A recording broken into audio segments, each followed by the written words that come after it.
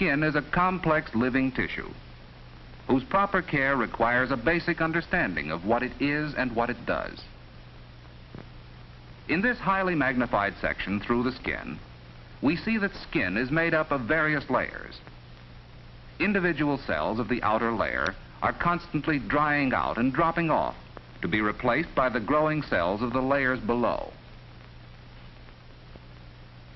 Skin differs in thickness and texture on various parts of the body, such as on the lips, the eyelid, or the feet. Perhaps the most familiar example of skin specialization is on your fingertips. Here the skin is grooved to help you hold smooth objects. Almost all skin is richly provided with nerves, which give the skin an amazing sensitivity to outside stimuli. Hence, the skin acts as a sensory organ for the protection of the body as a whole.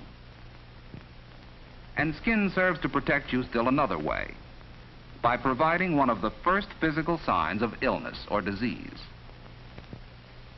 Bathing and toilet articles should be kept for your own personal use.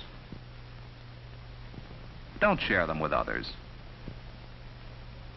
You wouldn't use another person's toothbrush, so don't use their towel or toilet articles. And it goes without saying that only clean lingerie should go next to that clean skin. While it may not be necessary for all of you, some girls use a lubricating cream or lotion to prevent skin roughness or chapping. Expensive creams and powders, however, aren't necessary. A healthy skin can be kept attractive with only a few simple preparations.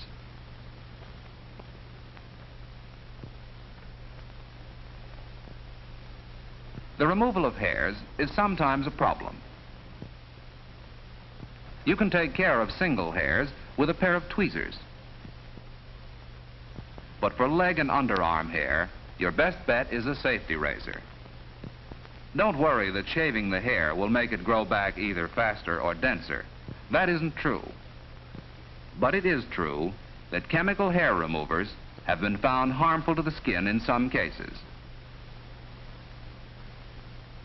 Nail polish is harmless, but you should remove it for short periods in order to prevent cracking of the fingernail. Women usually take better care of their nails than men do. Many men let their nails get long and ragged and ignore their cuticles. For good nail care, a nail brush is indispensable. Nails provide hiding places for bacteria. For this reason, you should give your nails particular attention whenever you wash your hands. After washing your hands, push back the cuticle while it's still soft and pliable from the soaking. Trim it occasionally, and keep your nails short and smooth. And speaking of nails, don't forget, you have 20 of them. Toenails, of course, must be trimmed also. To help prevent ingrown nails, use a straight cross-cut. The edge of the nail then will not dig into the flesh of the toe. The spaces between your toes should be kept dry as a precaution against athlete's foot. Routine dusting with talcum powder will help keep them dry. If athlete's foot should develop, consult a physician. Don't let this disease get a toehold on you. As an added precaution against athlete's foot, try to avoid direct contact with damp bathroom floors. Wear slippers or clogs. Next to the skin, we probably spend most of our attention on our hair. This is especially true among women. But this kind of superficial attention doesn't count. The hair needs careful attention, like this. Like caring for the skin, proper care of the hair requires some understanding of its structure and function. Here's a strand of human hair, greatly magnified. Notice the rough, scaly texture. You can imagine how dirt hangs on to anything like this. And there's another factor that causes hair to get dirty. Remember the oil glands that pump their oil out along hair shafts? Well, a healthy scalp has plenty of oil to which dirt will cling. So wash your hair frequently if you want to keep this constant accumulation of dust, oil, and sweat at a minimum. Your hair should be washed once every 2 weeks, or more often if necessary, with water and a mild soap. This will usually take care of normal dandruff too, although excessive dandruff should be treated by a doctor. Rinse your hair thoroughly following the washing. A few drops of lemon juice or vinegar added to the water during the second rinse will make it much easier to remove any soap residue. The final rinsing, however, should be in fresh water. If your hair squeaks after the final rinsing, you may be sure it's clean. Most girls follow hair washing by doing their hair up in pins or curling rods. This is a good time, since damp hair is more elastic than dry hair, and you'll find it easier to manage. Permanent waving, if skillfully done, will not damage your hair. However, the use of strong dyes or bleaches is very likely to make the hair brittle. Brittle hair, in turn, is liable to break off in larger quantities than you care to lose. For normal daily care, your hair should be methodically combed and brushed.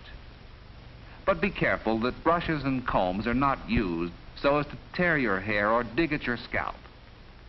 Careful brushing not only gets rid of dust and dirt which may be clinging to the scales, but increases the luster of your hair by spreading out its oils. A small amount of hair always comes out during a brushing. That is normal. Natural hair beauty is possible if you take care of your hair and make the most of what nature has given you. And nature gave you those teeth, too. To keep them always sparkling and healthy, first select a toothbrush that meets the approval of most dentists. Here are 2 such brushes. Short, straight, with a plain brush head about 1 inch long. There may be 2 or 3 rows of tufts, sufficiently interspaced to allow easy cleaning. To keep the bristles in best working condition, use a different brush after every meal, allowing each brush to dry thoroughly before it is used again. The technique of using one of these simple little instruments is best learned individually from your own dentist.